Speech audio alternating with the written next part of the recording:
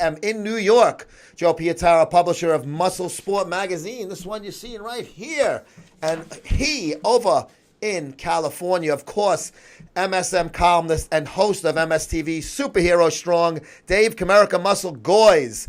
What's up, Dave? What's going on, Joe? I'm excited for this one. Oh, I am too, because the team that I like is going to be on here. And you will know that I am not a fan that's going to cover for my team when you hear my assessment of the New York Jets. But we're not going to start with them. Hey, look at that. We got Biloxi, Mississippi. Biloxi Blues. What's up, Fruity? Jay Mason is in the house. I want you guys to throw up some questions, comments, or whatever you want about the teams that we're talking about. We definitely want to get you guys more involved with the football show. It's kind of hard because we have notes and shit like that. See, I have all of these fucking notes. I didn't have a lot of time to take great notes this week, Dave, so I hope I'm not going to be unprepared. I hope I don't lose my heart on, if you will. Okay.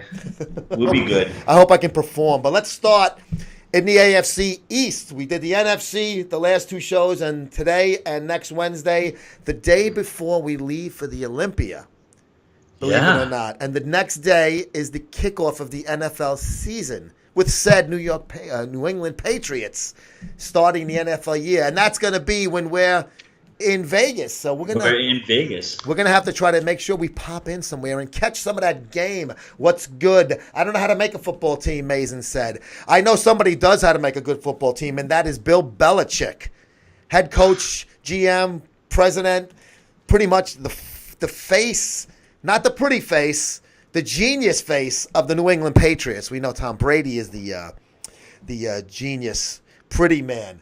But obviously, Super Bowl defending champions in grand fashion, trailing by 25 points in the second half, come back and beat the Falcons. But I'm looking at the regular season from 2016 with these guys. 441 points for, only 250 against. 6-2 at home, Dave. 8-0 on the fucking road away from Massachusetts. How do you beat that? You don't. That's the thing. And I'm not a New England fan, but I'm going to stay strictly unbiased over here. They're the toughest fucking team to beat. You said it yourself. Belichick is he's the wizard behind Oz. Yeah, good to say. I don't care what team he has, he makes it work. Belichick is amazing, and there's Johnny Foot over 50. Hey, Paisan, what's up? Greatest white running back. Joe, your thoughts? Danny Woodhead, how's that? He's coming up later. I remember him in my notes. Is that asshole Cosgrove here? Not yet, but let's not count them out. So these guys, I know they lost Julian Edelman. Edelman. I was watching that game on TV. Kind of a strange way he got injured, but for whatever the case may be, he's done for the year, torn ACL. I don't think they miss a beat. Kevin Hogan and Danny Amendola are right there waiting to take his place. Brandon Cooks, who we spoke about him from the Saints. Somebody was writing Who Dat Saints. We were speaking about them last week. So I don't think they have a problem. Gronk returns, but Gronk, he's always going to be in and out of the lineup. He gets injured too much.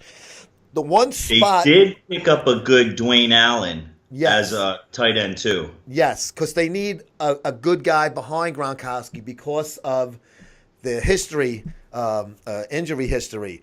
But the one place that they are fallible, and I think they're going to pick up somebody on last cuts, some veteran, is at running back. They don't really have, and they've never had a great. I know they had Blunt last year, but Blunt was also a retread when they got him. These aren't top of the line running backs.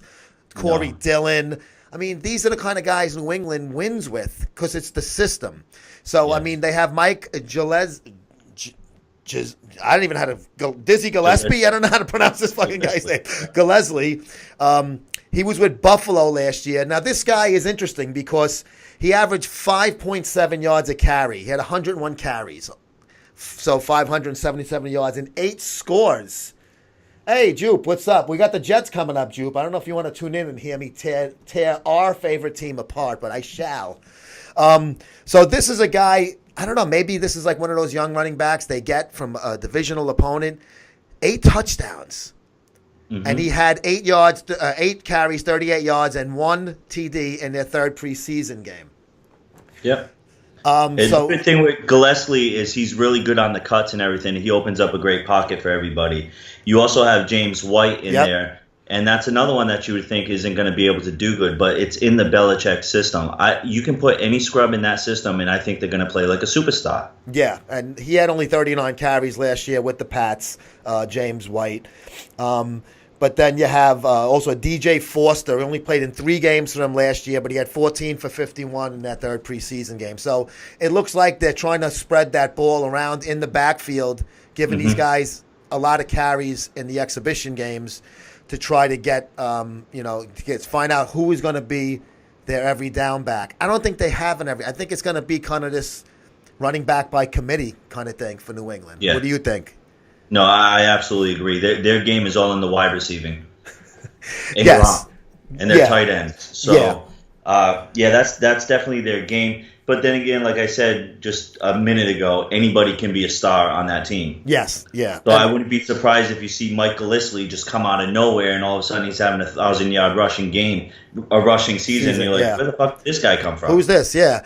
And when you have Tom Brady, you don't want to take the ball out of his hands. So he's going to throw more than they're going to run. But obviously, a balanced offense, run sets up the open pass. So they're going to run the ball. They're going to give it a lot of chances to run the ball. I mean, they're just fucking stacked and loaded all around.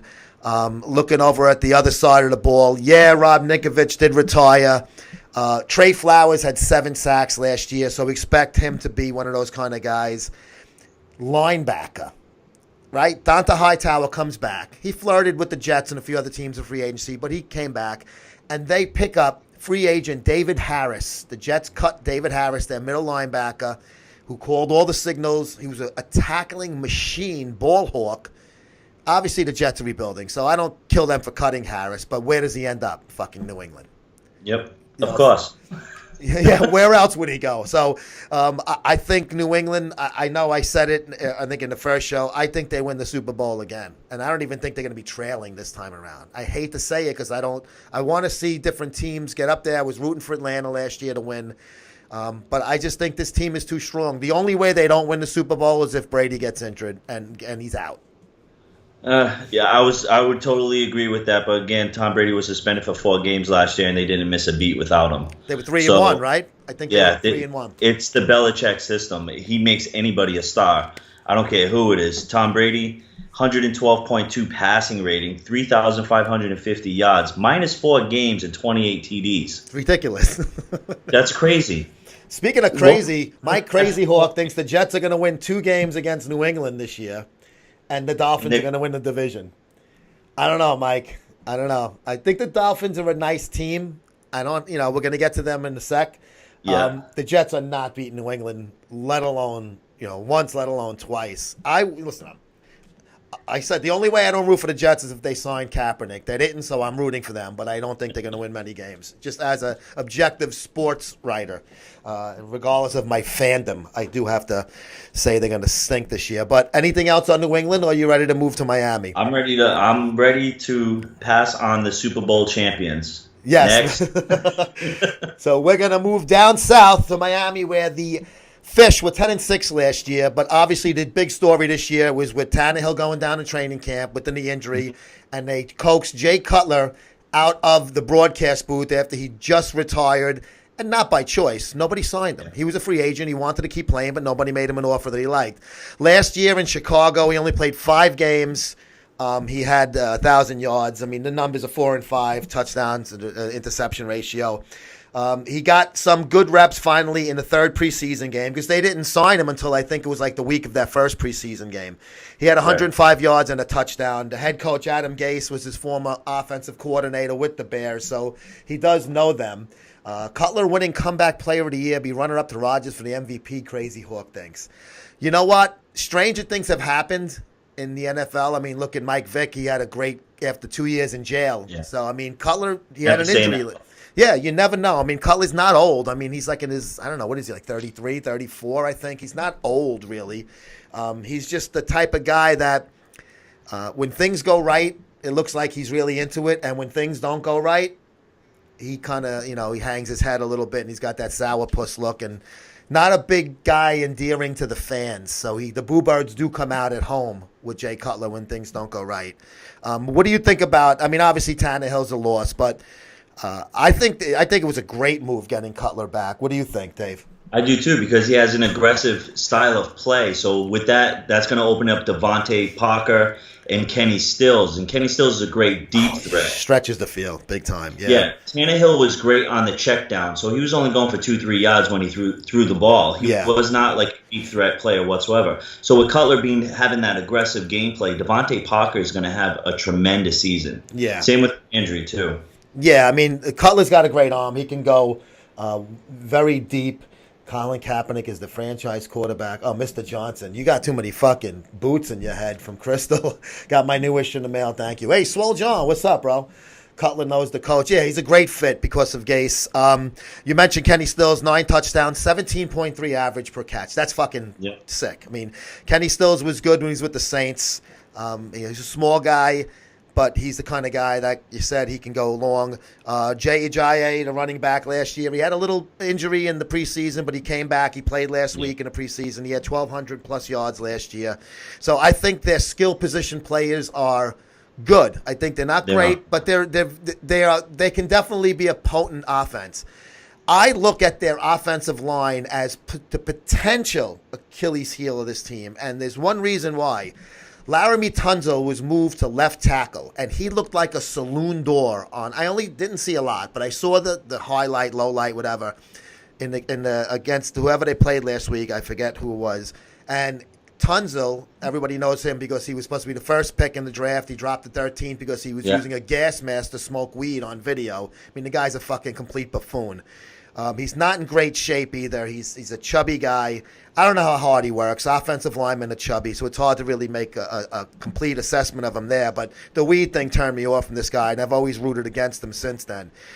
So when I saw him just get blown through, I mean, he barely even fucking moved. He was out of his stance, standing straight up, looked clueless, no hand, no feet movement at all. Bang, right to the quarterback. I don't know if it was Moore or Cutler that was in at the time and got fucking creamed. So to me, you're putting a question mark at the most important spot with a right-handed quarterback. Both of those guys are righty. That's their blind side. What happens here? Does he become the guy he was supposed to be, or does he become what a lot of people like myself are thinking he's going to be? Not as good as not completely committed and being as good. What do you think? No, yeah, you know what? Give him a couple of games to get his feet under the ground. I mean, he's not a bad player whatsoever. It just might be a little of the learning system of switching over position. Yeah, especially when you're dependent on another situation. But if he doesn't step up, that offensive line is going to have a big ass problem, and Cutler's going to get sacked a lot. Yeah, Cutler's not the most mobile of quarterbacks either. Let's not forget that. And he gets injured when he gets blasted. So if he's going to get blasted, Matt Moore better be right. And Matt Moore's a very good backup. I like Matt Moore a lot. I think he's the perfect kind of guy as a backup. There's not a fight who's the starter, but he can come in there and do some good. Jay Mason with a very nice observation. It's a serious show. I wore sleeves today, Dave. So thank you, Jose. Dolphins have a good lineup. They have a good lineup, but I don't know. Like I said, to me, Tunzel is a question mark there. But if he pans out the way people expect him to be, the guy was supposed to be the overall number 1 selection and only dropped because of the marijuana, not because of his play. Their defense last year, too many yards on the ground, 140 yards. And it's kind of wild because they have good guys up front with big names that have played pretty well. Ndamukong Suh and Cameron Wake being 2 of those guys in their line. And so it's and then they have Kiko Alonso. He re-signed. He led the team with 115 tackles last year. So they have good guys on defense. So it's kind of, puzzling. How did they allow so many yards per game running the ball? So they need to tighten up that run. Dolphins make the second round of the playoffs so they can avoid the Steelers. It's possible. I mean, we didn't predict we'll do it at the end. We're not really doing records. We're just saying where they're going to finish first, second, third, or fourth. Okay. We'll do it at the end. So to me, the Dolphins, I think, kind of much of the same that you saw last year. I think 10 wins. I don't think that's out of the question this year. What do you think? No. 10 sounds pretty. 10 is promising for them. Yeah, I think that's the high end of Yeah, the bar, 10, though. 10's promising. I mean, I think those two teams are going to have good records because they're good teams, number one, and also we have to get to the rest of the division where we have two teams that look like one's trying to out tank the other. Yes. Buffalo and the Jets. So Buffalo and the Jets. Yeah, so to me, Miami 9-10 wins. I don't think they go higher than that. If they get 10, they have a chance to make the playoffs. I don't think the AFC is that strong, so 9 might give you that last wild card as well. Buffalo Bills, they have not made the playoffs for 17 straight years, bro. That's even worse than the fucking Jets. Nobody gives a fuck. Oh, Cosgrove, your buddy's in the house. Dolphins wild card, Johnny Bravo, FTW. That's not the real Johnny Bravo. That's not Johnny Bravo TD. I just had some arm workout. Good, we're having a football workout. Rex Ryan only gets 2 seasons in Buffalo. Warriors welcome out mighty fast. He got 4 in New York. 15-17 overall record. 8-8 and 7-9. GM. This is why I say this organization is clueless, Dave. They fire Rex, but then 4 months later they fire Doug Whaley, the GM. Yep. What is that all about? Don't they usually get shown the door together, or you're going to keep one and the other guy stays? Yep. Yeah, but you can't do anything about the office thing. These players need to keep their head on straight. Absolutely. You got Tyrone Taylor got a concussion. You got the other T.J. Yates got a concussion. And then you got the rookie in there, Peterson or whatever is Peterman. I think Yeah. So they do have problems at quarterback. I think they're saying Taylor might be able to be there. Yates, he was on the Texans, and we're not talking about a guy that's. You know, if he had to play, there would be an issue there. And they are just trading away everybody, this fucking team. So the new coach, Sean McDermott, he's in for a long season, but obviously they're going to give him some time. He's not going to, he's going to get 2 or 3 years, probably 3 because he's a first-time head coach. But Sammy Watkins goes, Darby goes. They bring back Jordan Matthews as a receiver to take Watkins' spot. This is pretty bad. I know even for a Rex Ryan team, tight end Charles Clay led the Bills with 57 catches and 552 yards receiving last year. Yeah, I'm looking at these notes right here, and even on paper, they don't look good. You got Brandon Tate, Rod Streeter, Andre Holmes. I mean, back in the day, Andre Holmes could play. Now with this QB that's under center, who knows? Corey Brown. The only one that's like really sticking out to me is LaShawn McCoy. Shady McCoy. Yeah, 1,200 yards. It's like they're keeping him for some reason. They have a decent offensive line. Richie Incognito is still there. Rex took a shot with him, and he's been starting ever since. But they're getting rid of a lot of guys. I mean, it's obvious that they're trying to just strip it bare. Looking on the other side of the ball, so they lose Darby, and Stephen Gilmore is a free agent. He goes to the Pats. So both cornerbacks from last year are gone.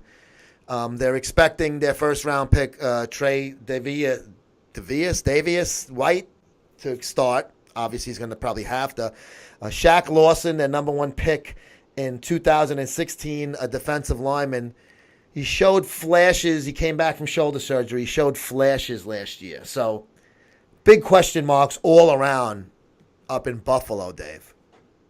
Yeah, when you said I don't know which team is going to tank worse, Buffalo or Jets, you pretty much nailed it right there. Yeah, I mean, it's I think the Buffalo Bills fans will be longing for 7-9 type of seasons the next 2 or 3.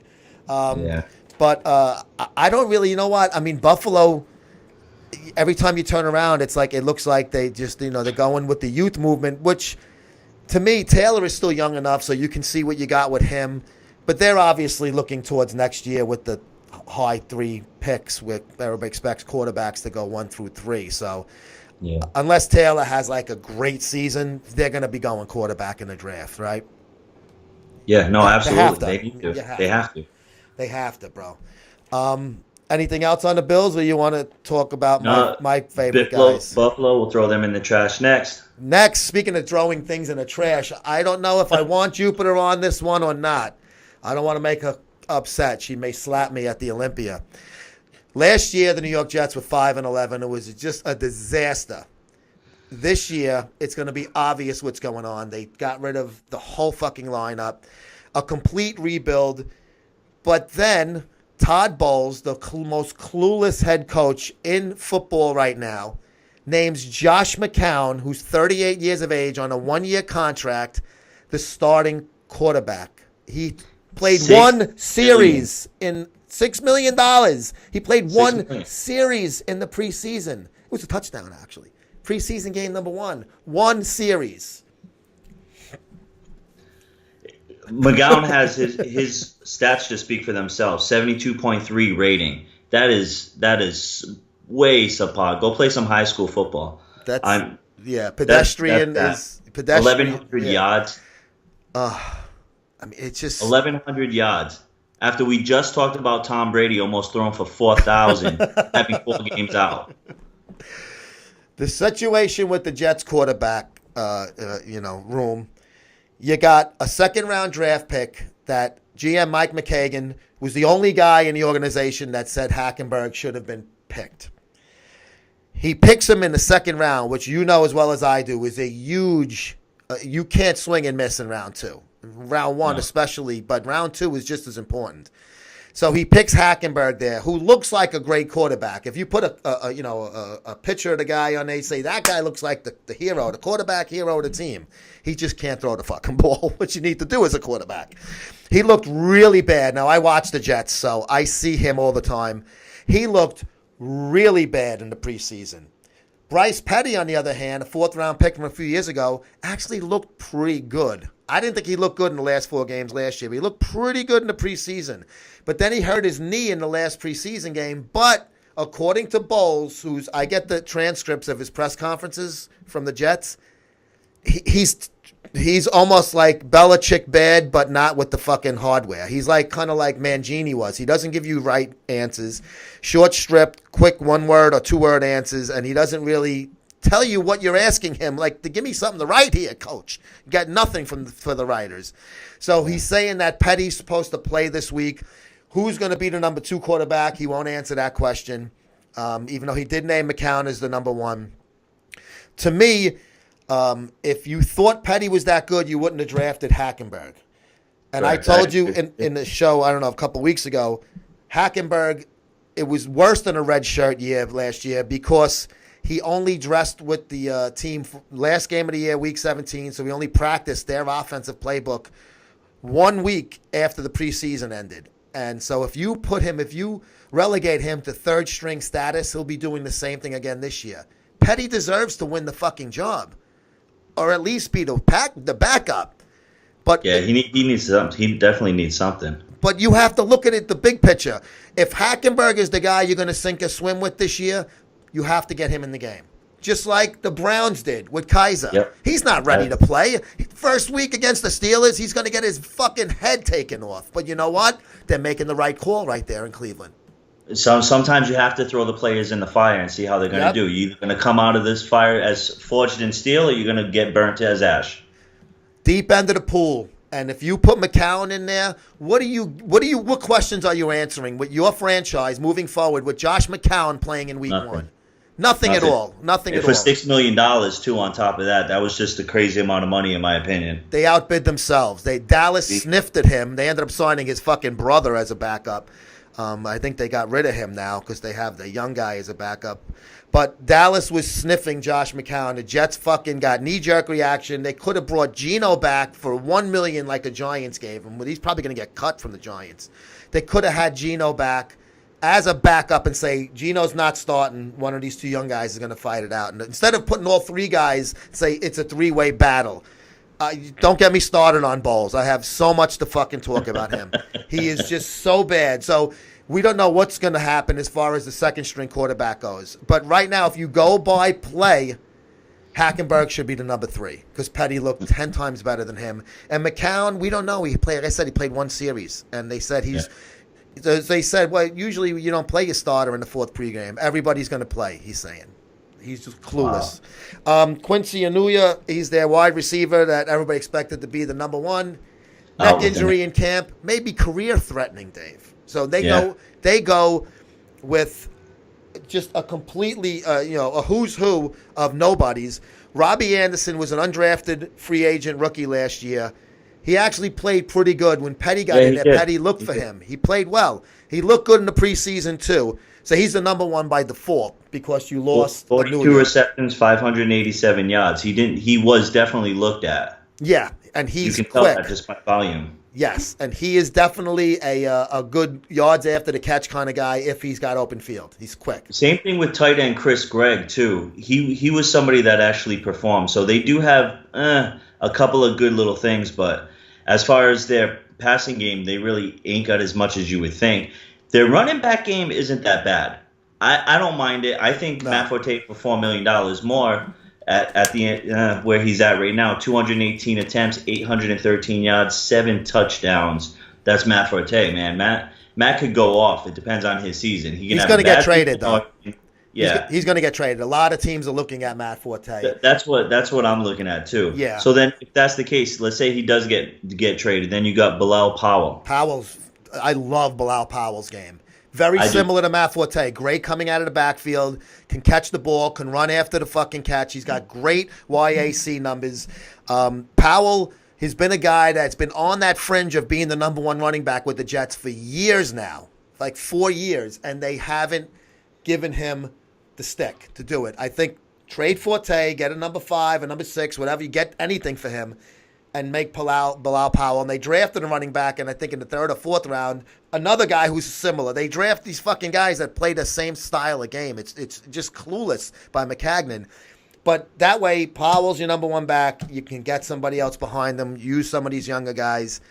I do like Powell. I think he should definitely get a lot of touches this year, if it's handoffs or swing passes. That's the thing too. Like just last game, he went 4 for 4 with 110 yards and a touchdown. Yeah. So just for passing, so he is a great versatile option for New York. Very talented guy that doesn't get a lot of recognition. Maybe because his first name is Bilal. It's just another odd name. I mean, we keep picking all these names out. Their offensive line is the Jets terrible. are going to do this year. Oh, Bilal. Yeah. Offensive line, it's complete in disarray. There's no. They don't even know who their fucking tackles are going to be at this point in cement.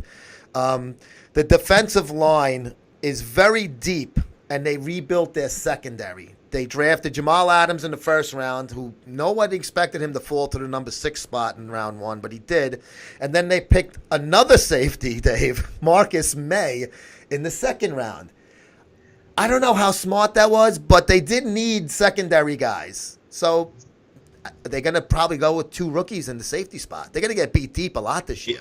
They're rebuilding anyway. Just if you have to get in the Oakland Raider mindset when they decide to have shitty fucking 10-year seasons, it's a rebuilding year.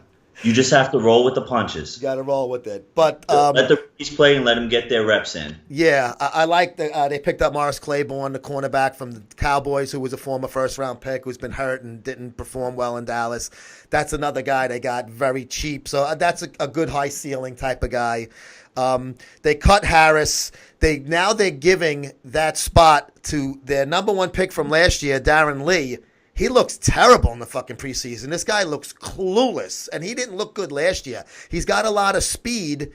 He can go sideline to sideline and cover tight ends and running backs, but he's not that big, so he doesn't tackle very well. He was getting fucking juked like crazy in the preseason. So that's going to be another big difference because Harris, every tackle, I'm telling you, 52 was in on it. Every tackle on that fucking field, he was right in on that pile. Lee is not going to be that kind of guy. Nope, I agree. Let's do that. Sums up the Jets. What do you got? 1, 2, 3, and 4. Okay, same as last year. I'm gonna.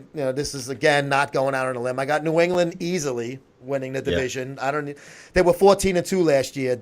I don't know if they go 14-2, but I can see 12, 13 wins easily. Miami, 10 or 9 wins, and I think if they get the 10th win, they sneak into the playoffs. I think if they get 9, they may lose on tiebreakers. Buffalo, 4-12. I think they're going to be terrible this year, but they're only going to do okay because they have the Jets, and the Jets are going to win 1 game this year. They're going to be 1-15.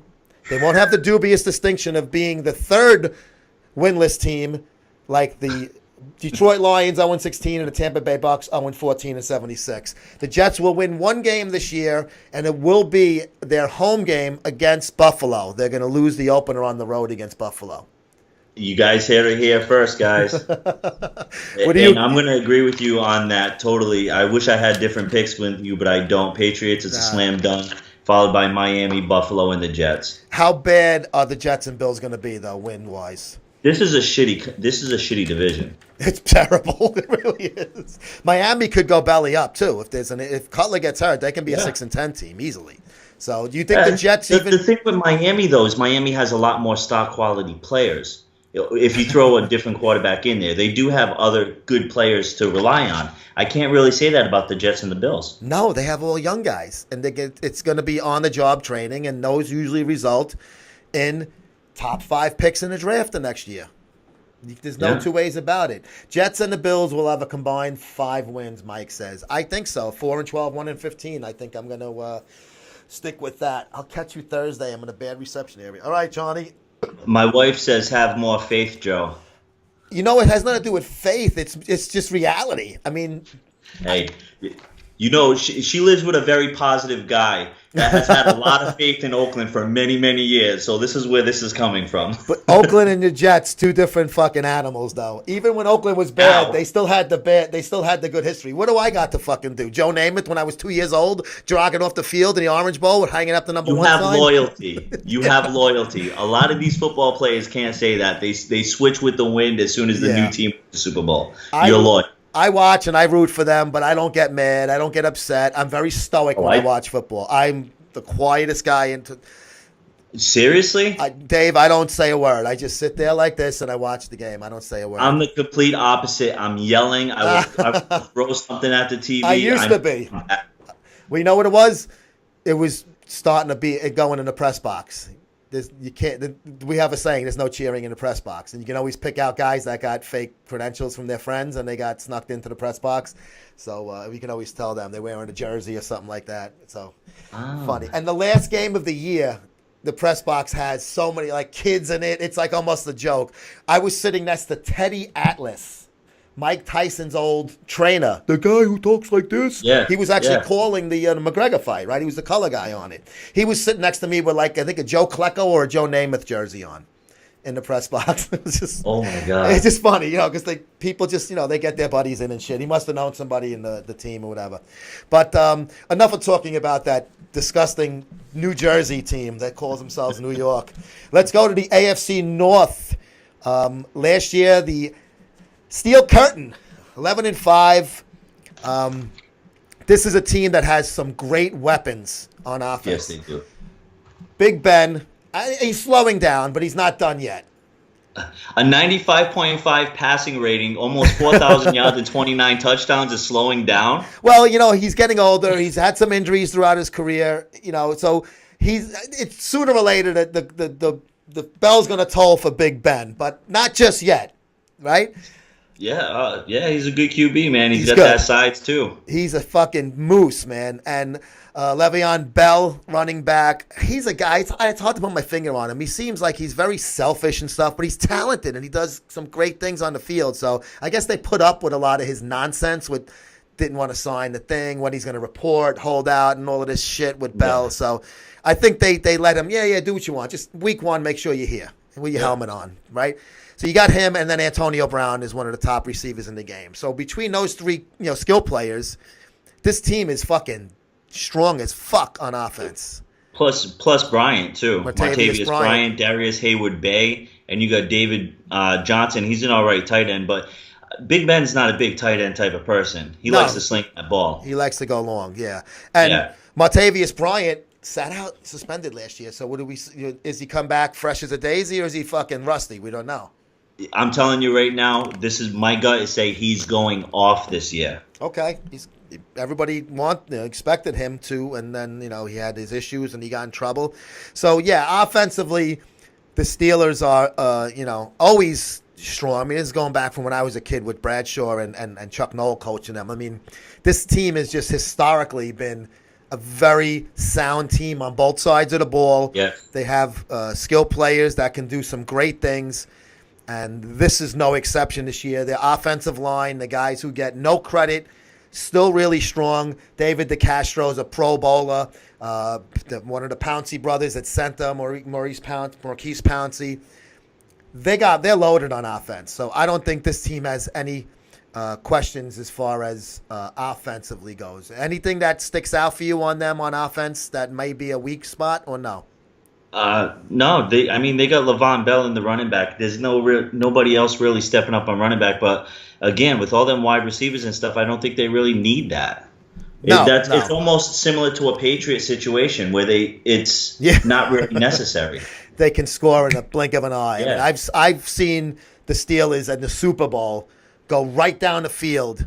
That one with Santonio Holmes. I mean, they literally just, like a surgeon, Ben Roethlisberger was hitting guys, and they had the timeouts, and he hit them on the sideline. It was ridiculous. So that's the kind of team that could quick strike you to death. On the other side of the ball, Ryan Shazier, the linebacker, Pro Bowl, and they have a number 1 pick at linebacker as well, T.J. Watt, and James Harrison, 39, Dave. Now this guy, you remember, obviously, had a great career with the Steelers, was a free agent, went to the Bengals. Everybody thought he was done. He came back to the Steelers, and he's playing at a high level again. Yeah. Fountain of youth for James Harrison. So, I mean, they're loaded at linebacker. Yeah, they're both solid in offense and defense. They deserve that name Steel Curtain. They're tough to beat. Yeah. Especially at home, too. Yeah, that's a very, I mean, I was there for the 2010 AFC Championship game, and it was fucking like Antarctica cold. It was fucking brutal in there. So that's a team that is very potent. Last year, their secondary, Sean Davis and Artie Burns, they played well. They're cemented as starters going into their year 2. I mean, to me, Tomlin's a great coach. James Harrison found HGH. Yeah. Nikki, we're going to talk about that when we do the Raiders. That's Dave's next team. Week. Yeah, next week we're going to do Oakland Raiders moving to Vegas. And you're going to be surprised that what's Dave's opinion on that? Because we had spoke about that in the when we did the teaser show, I think. So, yeah, I think Pittsburgh is just, a really fucking tough team, and obviously playoffs again. They're going to win that division, in my opinion. After that, it gets a little sketchy in the North, Dave. It's kind of hard to really say how good are the next 2 teams, and I'm not talking about the Browns because obviously they're rebuilding like the Jets and Buffalo are. But last year, Baltimore goes 8-8. They missed the playoffs 3 of the last 4 years. They win the Super Bowl that year against Kaepernick and the Niners in grand fashion. And then they kind of struggled since then. Only made the playoffs once since then. The big thing is Flacco. If Flacco's healthy, they're probably going to be okay. He's got back disc issues. Very nervous. You have to be very nervous if you're a Ravens fan. Raiders and KC, the only teams that can beat the Patriots. KC, I don't know. But to me, Flacco, they don't have... Ryan Mallett is fucking terrible, and he's an asshole on top of being not a good quarterback. He's worn his welcome out everywhere he's been. They were talking about bringing Kaepernick in because they're worried about Flacco going down. So that's how desperate the Ravens are. They were thinking about fucking bringing him in. So to me, the Ravens, even with Flacco, I don't see a lot here. What do you think? No, I mean, they just had Kenneth Dixon go out on IR. So expect West to have an extended role. You got Mike Wallace. Wallace hasn't found the fountain of youth. But, no. I mean, he's still a good performer. You got Jeremy Maclin. He's good. It depends on his chemistry with Flacco. Yeah. And same thing with Brashad Perriman. And then you got Benjamin Watson as tight end. And for a tight end, I like Watson. Mm-hmm. Oh, yeah. No, they've always utilized the tight end well in Baltimore. Yeah. They've always had Heath and all of those guys. They've always had, they always were good with that. They didn't really bring in a lot of guys. The one guy I did like they brought in is fucking Woody, running back Danny Woodhead, who, when he was with the Jets, I interviewed him. He had really terrible breath. I sound like Greg when Greg was saying it about me. We were arguing. But Danny Woodhead, it smelled like he ate a bag of assholes for lunch when he was talking to me by the locker. But a good, very talented guy, did very well on New England, went to the Chargers. He gets hurt all the time. The guy is, Dave, trust me, I don't know what they say. He's 5'8" or 5'9". No, not even close. He's probably my height, right? Like 5'6". Dude, I'm 5'9". Yes, Cosgrove, I am 5'9". And Woody was like up to here on me. So, I don't know, 5'7", 5'6". He's small. But he had nice, he was powerful looking. For a little guy, he packed on some pounds on him. You mentioned Mike Wallace. Here's a guy that was like all world at one time, and then he's just been fucking off the map forever. Macklin... off year for him in KC. They didn't really throw the ball. He only had 44 catches. They didn't look for him last year. So hopefully he can do something over here. Terrence West and Kenneth Dixon in the backfield. Again, they have not been able to replace Ray Rice since Ray Rice beat the shit out of his girlfriend, now wife. But defensively, Ozzie Newsome, the GM, a former tight end of the Browns, who Baltimore came from, first 4 picks, he goes defense. So he must feel comfortable with the offense. I know they're a defensive first team. That's how they won the Super Bowl both times. But middle linebacker C.J. Mosley, tackler, they have him. Terrell Suggs is still around. That's crazy, man. Been around forever. It feels like he's been in that league, that team forever. Forever. They said there's a chance 10 new starters on both sides of the ball. God damn. That's tough, man. And a shaky quarterback situation without great guys in your skill set spots. I think it might be a long year in Baltimore. No, I don't know. They have a lot of big names. I'm not high on Danny Woodhead like you are. I like Woodhead. He's a scrappy little son of a bitch. I don't know. I've never been high on him. I don't know, something about him. You know what? I think that he's good for a third down, kind of guy, kind of like Sproles. I think Baltimore, Flacco is going to be in and out of the lineup. I'm looking at 6-10 with them. I think they're going to have a fucking bad year. I don't see much there at all, promise. If I was a Ravens fan, I would be, any hit Flacco takes, I'd be wincing to see if he gets up fast. So I think you're a little higher on them than me, but do we both agree they're not a playoff team this year? Oh, no, absolutely not. Yes. Okay. Bengals, who Mikey said he thinks they're going to have a bounce back year and make the playoffs, 6-9-1, the illustrious tie.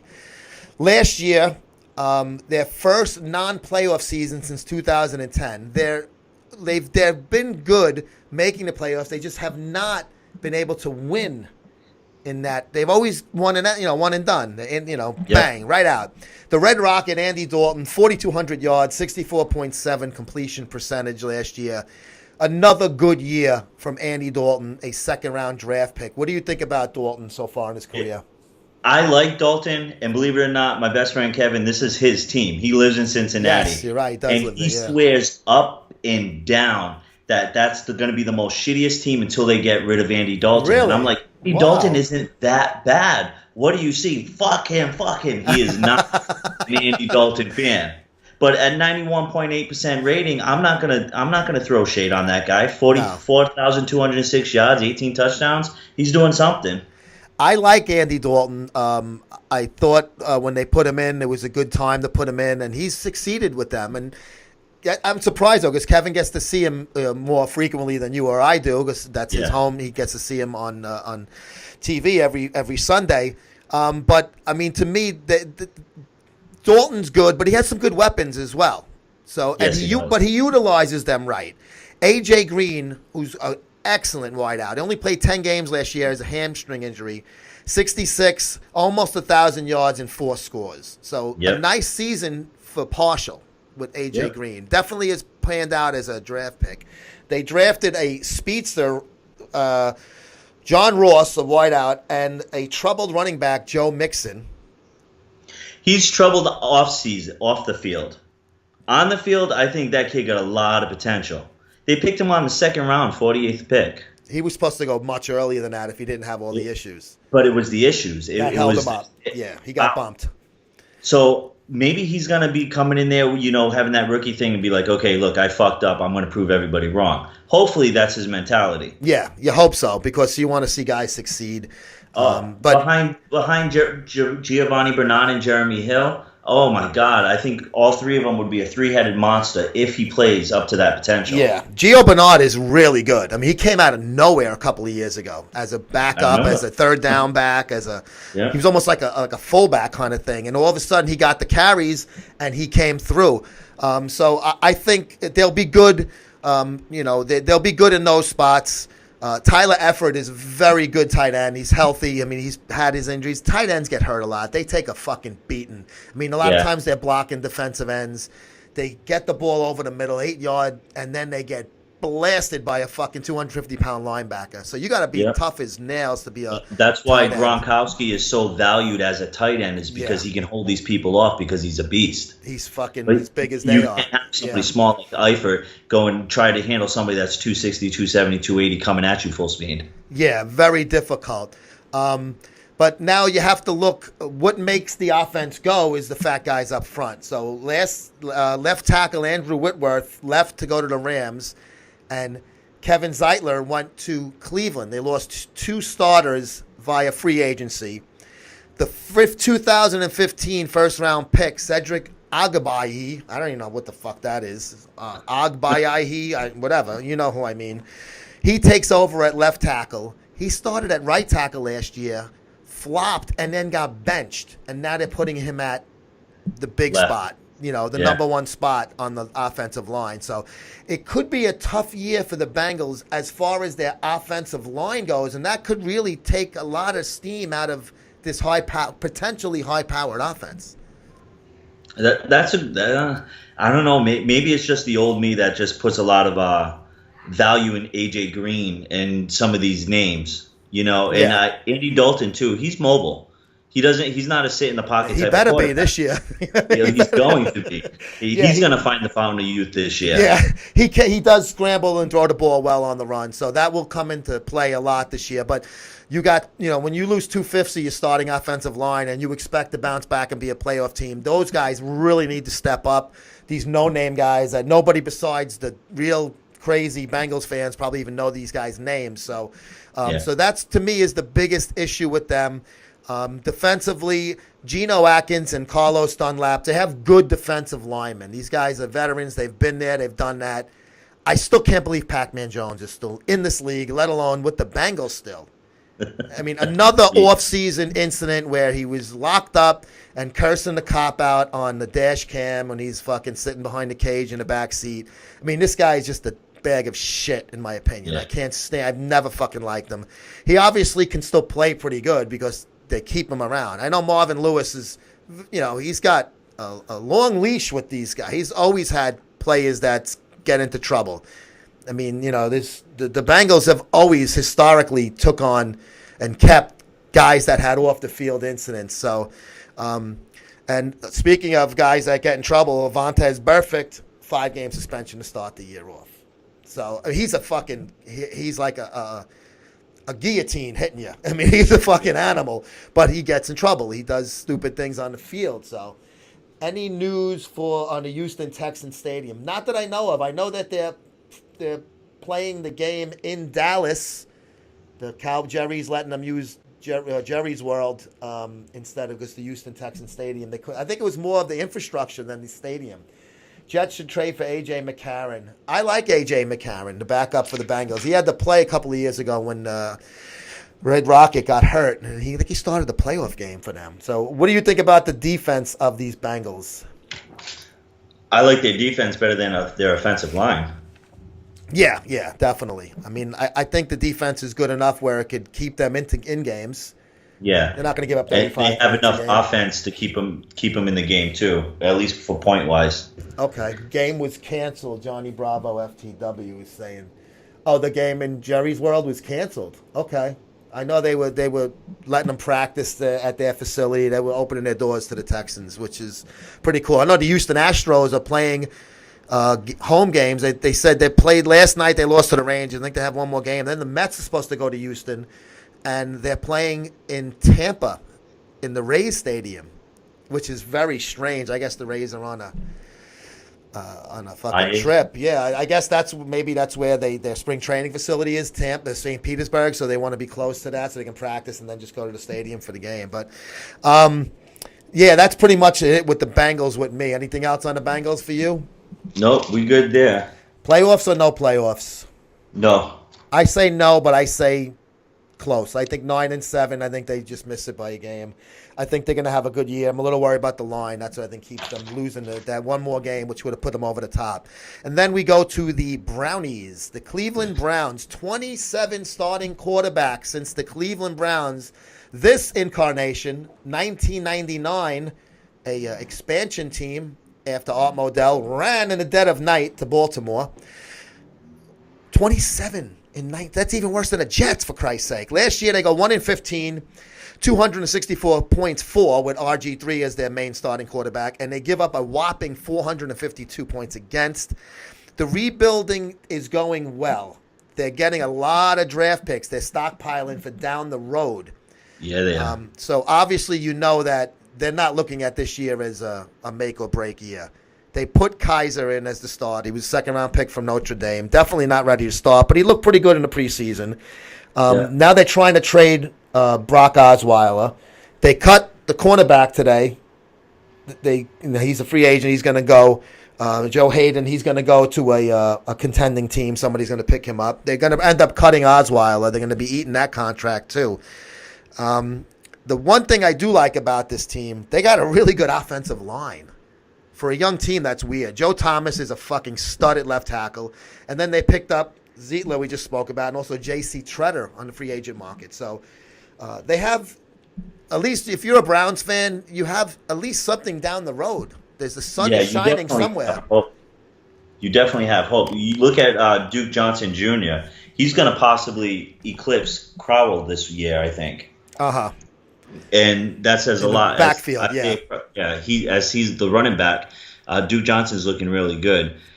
Kenny Britt, same thing with him. He's Kenny Britt. He's always going to be Kenny Britt. But without Terrell Pryor Sr., there's going to get more volume to the wide receivers. With Josh Gordon, Corey Foreman, and Kenny Britt, without Senior there, they're going to get definitely a lot of volume too.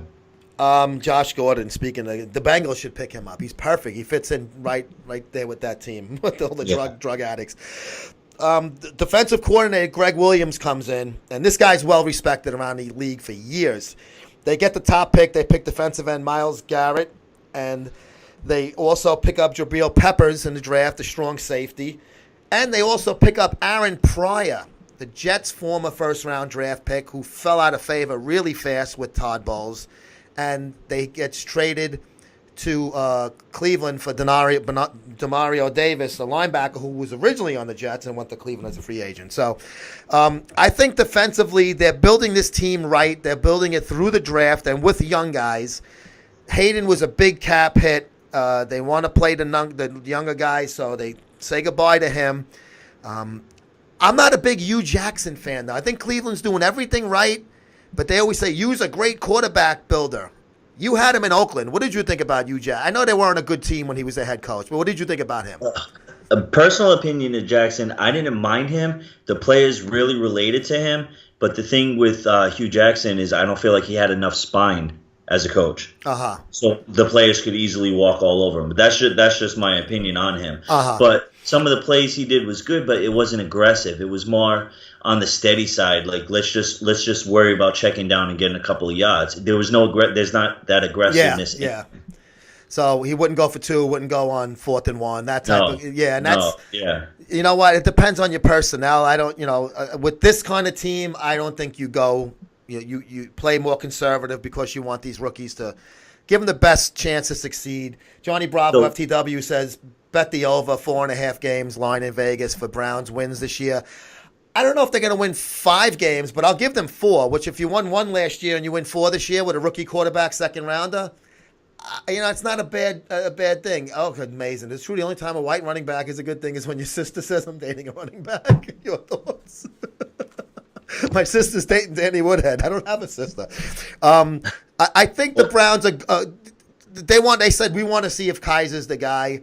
Yeah. They have so many fucking picks. They're still going to be now. If they win 4 or 5 games, they won't be picking in the top 3, so they won't have to make that decision. Do they go quarterback again? I mean, they keep going quarterback, and if Kaiser plays well, then he can be their guy. I just think they're doing everything right, and they're gonna take their lumps for a couple of more years. Yeah, they're gonna take their lumps. So I think if they win 4 games this year, I think it's fucking job well done in Cleveland. I want to touch base again about, because you mentioned Oakland and Hugh Jackman. Another thing about Hugh Jackman, when he was in Oakland, he had his hands pretty much tied because he had Al Davis on his ass. Al Davis would second guess a coach quicker than anybody. Yeah. And instead of letting the coaches do their job, it was Al Davis's team, and that's the end all and be all. Yeah. So when it comes to Hugh Jackman, I kind of felt bad for him at the same time, It was just like, dude, what are you going to do? You going to say fuck you to the boss or not? Yeah, they went through the Tom Cable. They went through some coaches quickly at that era.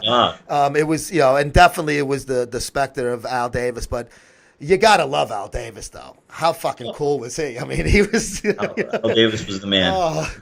Ink Cherry, take care. Bye, Maria. See you later. Thanks for jumping in. Bye, baby girl. So what do you got? 1, 2, 3, and 4 on this? Okay, I got Pittsburgh. I think they got 11 and 12 in them again. I go Cincy. I go 9 and 7 with Cincy. I go Baltimore 6 and 10, and then I go Brownies 4 and 12. What about you? All right, I'm gonna go Pittsburgh. I'm gonna go Baltimore, then Bengals, and then Cleveland. Okay, so you have more faith in the Baltimore. So you think Flacco? I think he'll have more of a healthy year than what I'm expecting. Okay. What are your thoughts on Chanel's video on Rich? Nick, we got to go because we got 2 minutes left in the show, but we will definitely, this is the NFL shit, but we will talk about that tomorrow. I did watch Chanel, I don't know if I'm mispronouncing. I watched it. I thought it was nice. I thought it was a nice tribute kind of thing. That shit tore me up, man. I have a habit of putting myself in people's shoes, and that really? I couldn't even imagine my wife saying that about me. It's just it was hard. Hard to watch. I might be a fucking cold cop. Nothing tears me up, man. You are a cold cop, dude. I'm telling you. Like I sit like this watching a Jet game. If they score the winning touchdown or give up the fucking losing fucking field goal, that's the same way I am watching these. It doesn't personally affect me, so I just. You're a goddamn fucking robot, Joe. No, you're a robot. I treat it as business. Maybe that's bad in a way. Maybe one day I'll break down. No, but that's pretty much it. That's gonna do it for us. Have an awesome day, Johnny. Thank you, Raleigh Fingers, Johnny Fit over 50 out in California, who's a big fan of Italian pizza. We had some cool, fun exchanges on the Instagram yesterday and today. Dave, another stellar show by us. That went so fast, man. I love this guys, shit. Thank you for tuning in and staying with us and asking questions and being more interactive, man. We appreciate that. We try to get all the questions in, but it's kind of tough when we're reading notes. It is tough. That's why I was trying to keep glancing. I tried to, acknowledge the guys that we're talking about, especially about the teams we were talking about. That makes it so much easier to get you guys involved. If we're talking about the Steelers, you got a Steeler comment or something, that would be great. Yeah. But we're doing the AFC South and West next week, so we'll be hitting on your favorite club, the Oakland / soon-to-be Las Vegas Raiders, and that'll be interesting. Johnny, Mr. John, see you later, my friend. I hope you get a fucking nice steel fucking tip fucking boot up your balls. He likes to be tortured. He likes ball busting by the fucking dominatrix women, bodybuilders and stuff. Crystal. Better man than me. He has to go see Crystal, and she'll fucking hook him up good.